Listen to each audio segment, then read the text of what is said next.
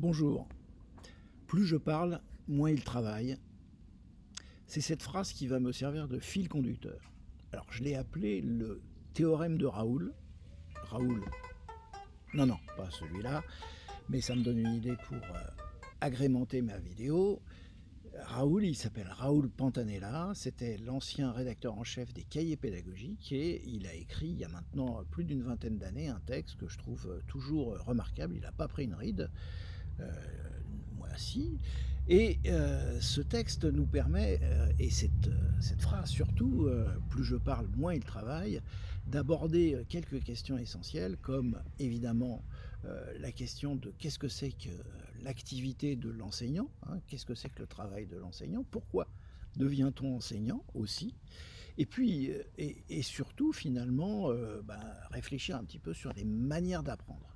Et puis, on le verra aussi à la fin, ce texte, c'est quand même aussi peut-être un très bon conseil de survie. Allez, on va utiliser ce terme un peu rude, de survie pour les enseignants qui s'engagent dans ce beau métier. On commence. Avant toute chose, je voudrais vous inviter à faire un petit exercice mental.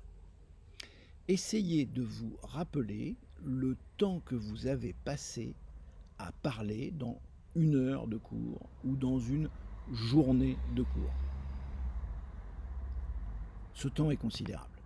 Alors, me direz-vous, c'est normal, puisque le métier de prof, c'est justement de parler. Pas tout à fait. Quand Raoul nous dit plus je parle, moins il travaille, c'est qu'il y a peut-être aussi des alternatives, d'autres manières de faire.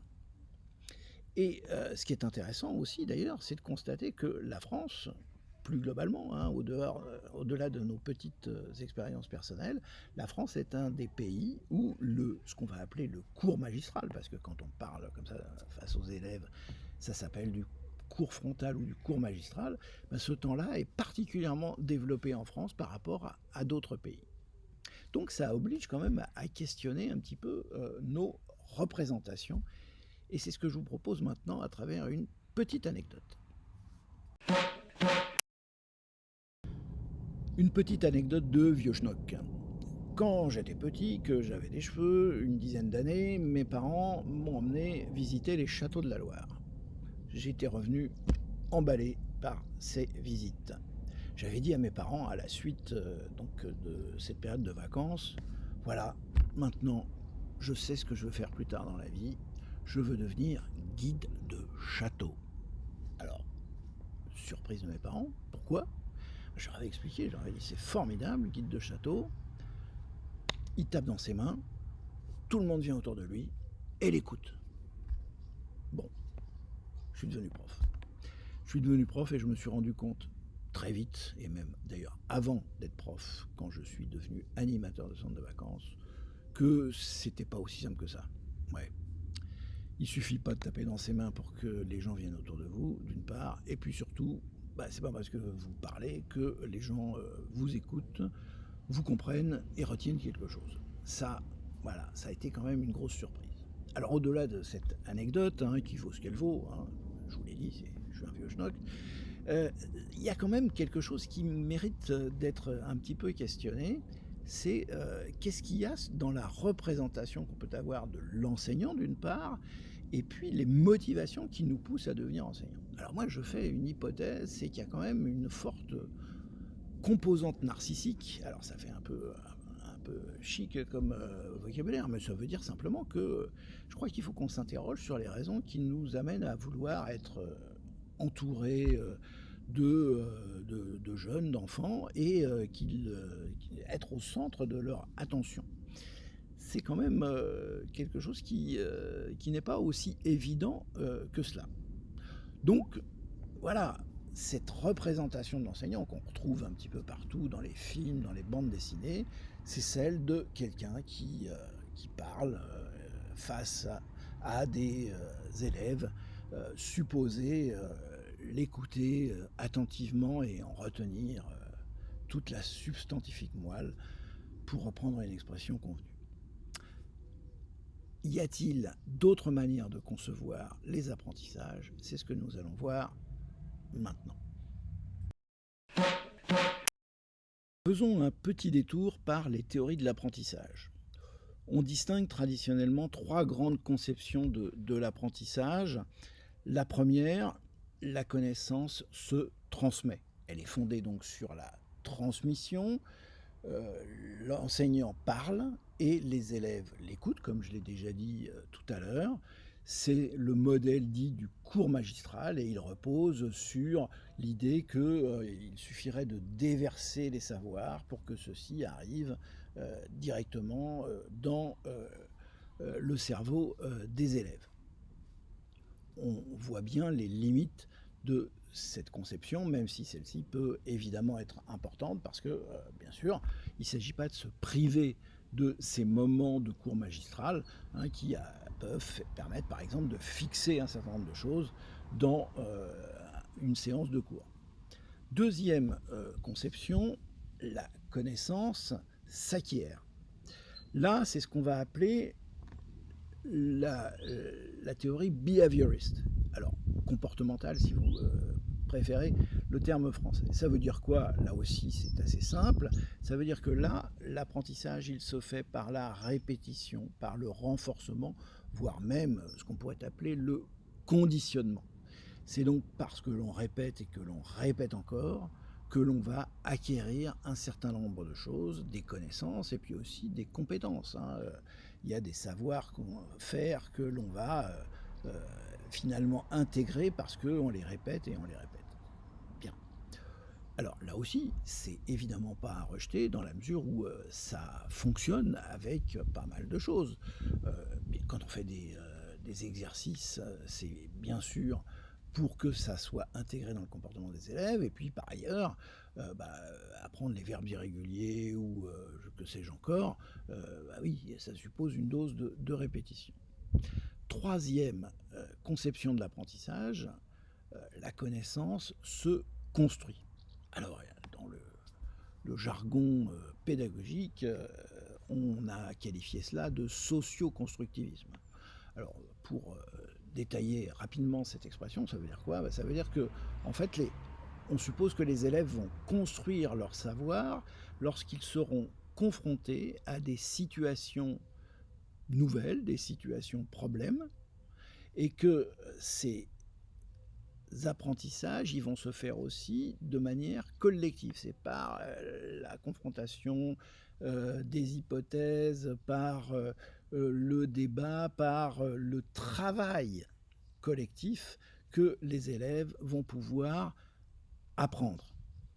Alors, l'enseignant, à ce moment-là, c'est celui qui va justement proposer des situations problèmes, proposer des activités, des dispositifs pour que les élèves soient engagés dans l'apprentissage. Voilà, c'est cette troisième hypothèse auquel fait référence finalement la phrase de Raoul, plus je parle, moins il travaille. Un mot sur ce que l'on évoque beaucoup maintenant, c'est-à-dire les neurosciences. Alors, on ne va pas ici faire tout un long exposé sur les neurosciences, mais on peut rappeler simplement que dans les neurosciences, parmi les 4 piliers de l'apprentissage, tels que par exemple les développe un grand spécialiste qui est Stanislas Dehaene, bien, il y en a une qui est l'engagement actif. Autrement dit, on apprend mieux quand on est impliqué, motivé et surtout actif de ses apprentissages. Voilà. En résumé, finalement, on pourrait reprendre ce que nous dit la sagesse populaire ou Confucius, je ne sais plus. J'entends et j'oublie, je vois et je retiens, je fais et je comprends. Quand je suis acteur de mes apprentissages, c'est quand même beaucoup plus efficace que quand je suis simple spectateur. Et c'est ça finalement qui est au cœur de la réflexion sur apprendre et sur aussi ce que devrait être le travail de l'enseignant. Plus je parle, moins il travaille. Cette phrase a donc 2 sens. Le premier, c'est celui que j'ai développé à travers le point précédent, les fameuses conceptions de l'apprentissage. Il est clair que quand on met les élèves en situation d'être acteurs dans une activité qui soit une activité où ils vont être confrontés à des situations nouvelles ou à des exercices qui supposent, qui mobilisent des compétences, des savoirs, des savoir-faire, bah, évidemment, ça va être extrêmement formateur et ça va leur permettre d'apprendre et de consolider les apprentissages. À ce moment-là, le rôle de l'enseignant, il est donc de préparer ces situations, hein, préparer ces apprentissages par des activités, des dispositifs qu'on aura accumulés dans sa besace au fur et à mesure des années, hein, et c'est ça aussi le métier de l'enseignement, c'est un métier cumulatif. On va pouvoir aussi peut-être justement les mutualiser, ces dispositifs, avec d'autres enseignants. Et dans ce foutu métier qui est souvent trop solitaire, eh bien c'est quand même quelque chose qui est important. Et donc voilà, l'idée c'est que la place de l'enseignant, c'est pas seulement dans le face-à-face, mais c'est aussi peut-être dans le côte à côte. Mais dans cette phrase, il y a aussi une autre dimension qui est presque un conseil de survie, ou en tout cas pour durer dans ce métier que nous donne notre ami Raoul.